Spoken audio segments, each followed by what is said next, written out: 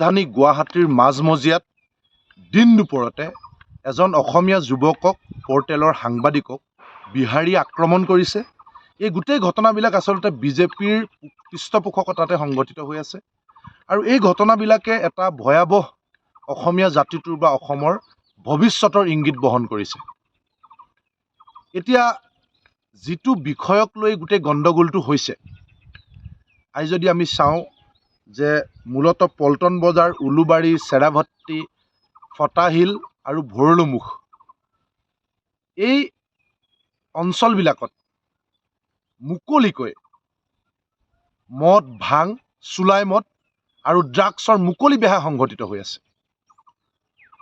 পুলিচৰ অজ্ঞাতে মানে সাধাৰণ মানুহে যিবিলাক কথা গম পায়, কিন্তু ইমান ব্যাগুম পুলিচ বিভাগ এটাই, য'ত থানাকে থানা, ইন্সপেক্টৰকে ইন্সপেক্টৰ, পুলিচ, তাকো স্মাৰ্ট পুলিচ বুলি কোৱা হয় গুৱাহাটী, এই পুলিচ প্ৰশাসনৰ সন্মুখতে পুলিচ প্ৰশাসনে কিন্তু বোলে গম নাপায়, কিন্তু সাধাৰণ মানুহে গম পায়, পৰ্টেলৰ সাংবাদিকে গম পায়, পুলিচ প্ৰশাসনে গম নাপায়। নে এতিয়া আমি যদি চাওঁ যে পুলিচ প্ৰশাসন বুলি ক'লে যিজন মানুহৰ কথা আহে, সেই মানুহজন হৈছে ডক্টৰ হিমন্ত বিশ্ব শৰ্মা। ডক্টৰ হিমন্ত বিশ্ব শৰ্মা যোৱা 10টা বছৰ কেৱল মুখ্যমন্ত্ৰী নহয়, গৃহ বিভাগৰো দায়িত্বত আছিল। আচলতে তেখেতৰ জ্ঞাতে পুলিচ প্ৰশাসনৰ জৰিয়তে এই মদ, ভাং, ড্ৰাগছৰ বেপাৰৰ ধন, তাৰ অংশ মুখ্যমন্ত্ৰী ডাঙৰীয়াই লাভ কৰে নেকি? মাজে মাজে এনকাউণ্টাৰ কৰি দেখুওৱা হয়, এনকাউণ্টাৰ কৰে ঠিকেই দুই এজনক, কিন্তু ভিতৰিতো এই বেথাটো এৰিব পৰা নাই বেপাৰবিলাকৰ লগত, ভিতৰি বেথাটো চলি থাকে।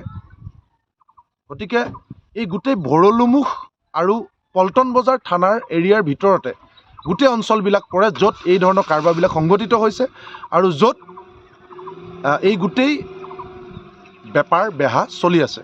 গতিকে আমি মুখ্যমন্ত্ৰী ডাঙৰীয়াৰ পৰা বিচাৰিম যে তাৎক্ষণিকভাৱে এই থানাকেইখন, পল্টন বজাৰ, ভৰলুমুখকে ধৰি এই থানাকেইখন, যিকেইখন থানাৰ আণ্ডাৰত এই ঘটনাবিলাক সংঘটিত হৈছে, সেই থানাৰ পুলিচ বিষয়াবিলাকৰ ওপৰত ষ্ট্ৰিক্ট একশ্যন ল'ব লাগে। তেতিয়া আমি বুজিম যে মুখ্যমন্ত্ৰী ডাঙৰীয়া এই গোটেই বেপাৰটোৰ বেনিফিচাৰী নহয়। আৰু যদি সকলো দেখি জানিও মুখ্যমন্ত্ৰী ডাঙৰীয়াই কণা, বোবা, মৌনতা, নজনাৰ, নেদেখাৰ ভাও জুৰি থাকে, তেতিয়াহ'লে আমি নিশ্চিতভাৱে বুজিম যে ডালমে কুছ কালা হে। যিকোনো খবৰৰ বাবে যোগাযোগ কৰক আমাৰ এই নম্বৰত 9181 307 2221।